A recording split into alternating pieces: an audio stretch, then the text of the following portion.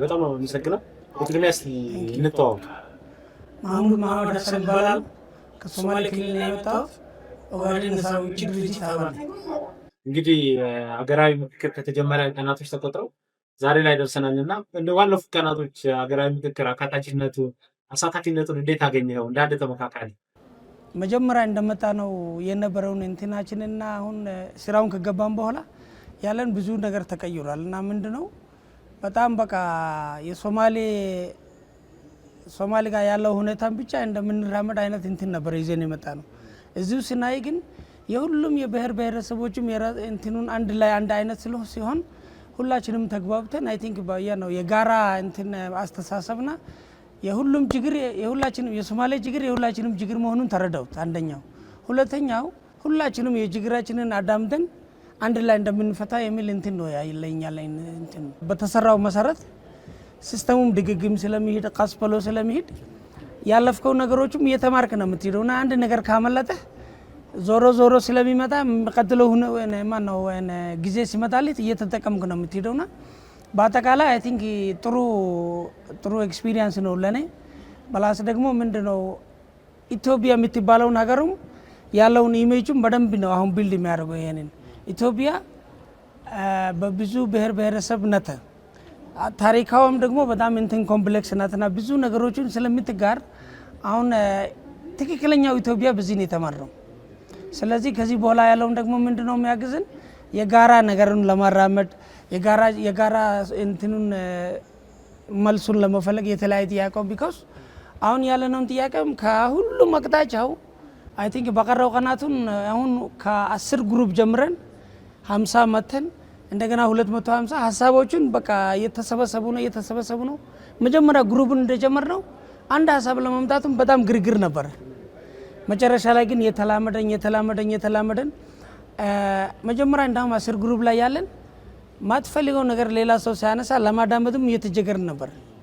ግን የተለማመደን ባለሙያም ደግሞ እንትኑን እየሰጡን ስለሆነ መጨረሻ ላይ ወደ አንድ ሀሳብ ለማምጣት ከ10 ወደ 50 ስንመጣ ነገሮቹን እየተደራጀ ወደ አንድ እየመጣ መጣ።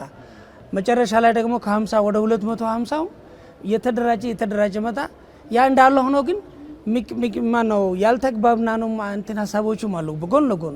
ግን ምንድነው ያደረግን ያለ ነው ሀሳባችንን ሁሉም የተመዘገበ ነው ቢካዝ ሁሉም ሀሳብ አግባብ ነው አለው ዋጋ አለው ሁሉም እንትን የተመዘገበ ነው እና አይ ቲንክ በአጠቃላይ አሁን ዛሬ የ250 ግሩፕ ላይ ሀሳቦቹን ኮምባይን ለማድረግ ነበር ሀሳቡ ዛሬ። እንደው ምክክር ለአንድ ሀገር መንግስት ግንባታ ምን ያክል አዋጭ ነው ትላለህ? ይሄ ምክክር አይ ቲንክ ማነው በጣም ታሪካዊ እንትን ነው። ይሄ ነገር ተሰርቶ አያውቁም እዚህ ሀገር ብቻ ሳይሆን አፍሪካ ሀገር ይሄ ምክክር ለማድረግ ሰውን ሀሳብ ለመጠየቅ የተለመደ ካልቸር አይደለም።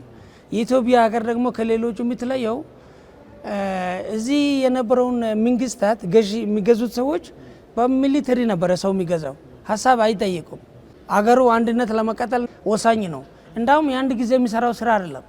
በሂደት በቃ አንድ ነገሮቹ ቢካውስ የሀገር ምክክር ሀሳብ ነው የሚሰበሰበው።